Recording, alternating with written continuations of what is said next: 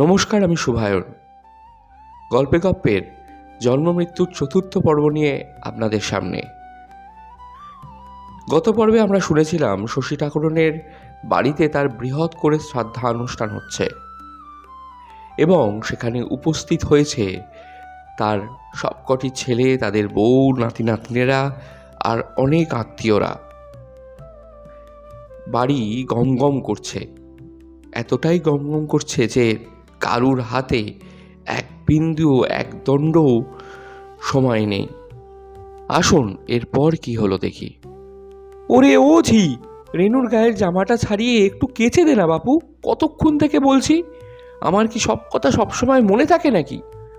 ও কমলা, হেলে দূরে বেড়াচ্ছ মা, ততক্ষণ পানগুলো তুমি আর বিনা মিলে ধুয়ে ফেলো না, এরপর আর সময় পাবে। কি কি আবার মরেছে ডেকে ছোট বউ। মা গো, হাত জ্বালালে, বসতে দেয় না একরত্তি। এই তো আসছি ভাড়ার ঘর থেকে।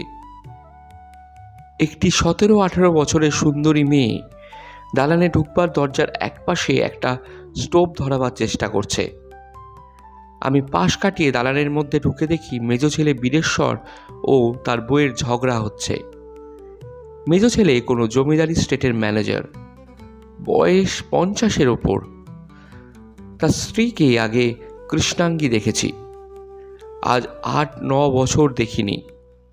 এত মোটা হয়েছেন যে এরই মধ্যে প্রথমটা যেন চিনতেই পারছি না। হাতে মোটা সোনার বালা ও অনন্ত, গলায় চিকলি হার। তিনি স্বামীকে বলছেন, ও ঘরে আমি থাকতে পারবো না, এই ভিড় তাতে ও ঘরে খিল নেই। আমার মেয়ের গায়ে এক গা গয়না, কাজের বাড়ি, লোকের ভিড়, বিশ্বাস নেই কাউকে, তাতে এই পাড়া গা জায়গা। বাবা, ভালোই ভালোই কাজ মিটিয়ে এখন এখান থেকে বেরোতে পারলে বাঁচি, কাল সারা রাত মশাই খেয়েছে। বীরেশ্বর বলছে, তা তুমি তোমার মেয়েকে নিয়ে না হয় পশ্চিমের কোঠায় শুয়ো। মাথা গরম করো না, দোহাই তোমার মাথা গরম আমার একদম বরদাস্ত হয় না বাপু। আমি ঢুকে পায়ের ধুলো নিয়ে প্রণাম করে বললুম, চিনতে পারেন কাকিমা? তিনি কথার উত্তর দেওয়ার পূর্বেই 11-12 বছরের একটি মেয়ে কোথা থেকে ছুটে এসে বললে, নাতনি, এখনো পিন্টুকে দুধ খাওয়াওনি? মা সকাল থেকে তাকে নিয়ে বাইরের উঠোনে বসে আছে, বললেও শুনছে না। বীরেশ্বর বললে, যা, এখন যা, বলকে যা নাতনিকে আমি ডাকছি। এসো কুঞ্জ, বসো। ওগো, তুমি কুঞ্জকে চিনতে পারলে না? বীরেশ্বরের স্ত্রী মৃদু হাস্যে বললে, দেখেছি বোধহয় ওকে ছেলেবেলায়, যাতায়াত নেই, দেখাশুনো তো হয় না, না চিনবার আর কি দোষ বলো? শাশুড়ি মারা না গেলে কি এখন আসা হতো?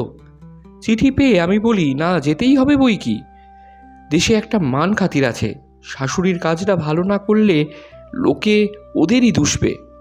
বর ঠাকুরের পয়সা নেই সবাই জানে, ওদের গায়ে ঘরের নাম রয়েছে, দেশে বিদেশে সবাই মানে চেনে, বলবে অমুক বাবুর মায়ের শ্রাদ্ধে কিছুই করেনি। বলো তো বাবা, কথাটা শুনতে ভালো?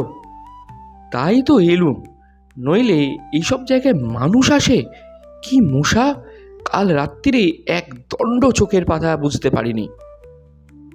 রোয়াকের ধারে বসে মেজ ভাইয়ের ছেলে বিকাশ তাদের স্কুলে কিভাবে একটা ফুটবল ম্যাচ জিতেছে তা মহা উৎসাহে গল্প করছে সেজ ভাইয়ের ছেলে বিনুর কাছে। বড় ভাইয়ের ছেলে ভোলা অবাক দৃষ্টিতে ওদের মুখের দিকে চেয়ে এক মনে গল্প শুনছে। তার বয়স ওদের চেয়ে যদিও বেশি, কিন্তু জীবনে কখনো সে গাঁয়ের আপার প্রাইমারি পাঠশালা ছাড়া অন্য স্কুলের মুখ দেখেনি। এদের কাছে সে সর্বদা কুণ্ঠিত হয়ে আছে। শুধু ভোলা নয়, ভোলার মাকেও লক্ষ্য করলুম। জায়েদের বড় মানুষই চালচলন ও কথাবার্তার মধ্যে নিতান্তই সংকুচিত হয়ে আছে। জায়েরা বড় মানুষই দেখাবার জন্য প্রত্যেকে ঝি চাকর এনেছে, তাদের কাছেও যেন বেচারি কুণ্ঠিত সংকুচিত। হঠাৎ কোথা থেকে বিকাশের ছোট দিদি আরতি ঝড়ের মতো এসে বললে, এই যে এখানে এসে গল্প হচ্ছে ছেলের, ওদিকে কাকিমা দিদি সব ডেকে ডেকে হায়রান। চা হয়ে গেছে, খেয়ে এসে সবার মাথা কেনো, যাও। ওকে দেখেই আমার একটা ছবি মনে এসে গেল। বৃদ্ধা মাজাবাঁকা গাল তোবড়ানো শশী ঠাকুরন কাঁসার বাটি বিক্রয় করতে গিয়ে নিরাশ হয়ে ফিরছে নাপিত বাড়ি থেকে। এই হাসি মুখ বালক বালিকা, কিশোর কিশোরী, তরুণী, এদের সৌন্দর্য, সজীবতা, আনন্দ, যৌবন এদের সৃষ্টি করেছে সেই দরিদ্রা বৃদ্ধা শশী ঠাকুরন। এরা তারই বংশধর, তারই পৌত্র পৌত্রী, দহিত্র দহিত্রী। আজ তার মৃত্যু বাসরে এই যে চাঁদের হাট বসেছে, এতদিন এরা কোথায় ছিল? এরা থাকতে বুড়ি কেন খেতে পেত না? কেন চোখের জলে তার বুক ভেসেছে? তার কোনো উত্তর নাই। সঙ্গে সঙ্গে কলকাতার সেই বাড়িওয়ালা বৃদ্ধ ভদ্রলোকের বাড়ির উৎসবের কথাও মনে পড়ে গেল। এই রকমই অগণিত পুত্র, কন্যা, পৌত্র, দৌহিত্রী, দৌহিত্রের ভিড় দেখেছি সেখানেও। সবই সেই রকম, কেবল সেটা ছিল জন্মতিথি উৎসব। জন্মতিথি যার, তার বয়স শশী ঠাকুরনের মতোই প্রায়। জন্ম ও মৃত্যুর গল্পটা আজ এখানেই শেষ হলো। গল্পে গপ্পে সঙ্গে শুভায়নের সঙ্গে আবার কোনো নতুন গল্প নিয়ে আপনাদের সামনে আসব। চ্যানেলটি ভালো লাগলে অবশ্যই লাইক করুন, সাবস্ক্রাইব করুন, বেশি করে শেয়ার করুন আর অনেক গল্প শুনুন।